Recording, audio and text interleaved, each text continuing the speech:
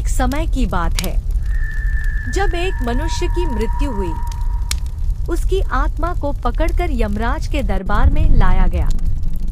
यमराज ने कठोर स्वर में कहा, तुम्हारे कर्म तुम्हें नरक की ओर ले जा रहे हैं, लेकिन पहले तुम्हें नरक के 7 द्वारों से गुजरना होगा। पहला द्वार अंधकार का द्वार।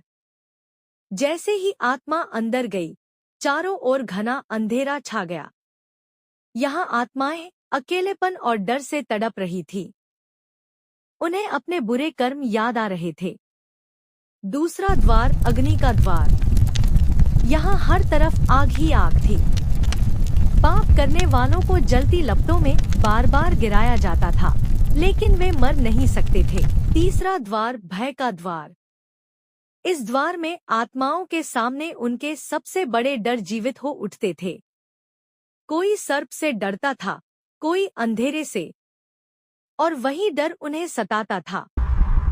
चौथा द्वार पीड़ा का द्वार। यहाँ यंत्रणाएं दी जाती थी। हर आत्मा को वही दर्द सहना पड़ता था जो उसने दूसरों को दिया था। पांचवा द्वार मोह का द्वार। यहाँ आत्माओं को उनके परिवार और धन का भ्रम दिखता था, लेकिन जैसे ही वे उसे पकड़ने की कोशिश करते, सब गायब हो जाता। छठा द्वार पश्चाताप का द्वार।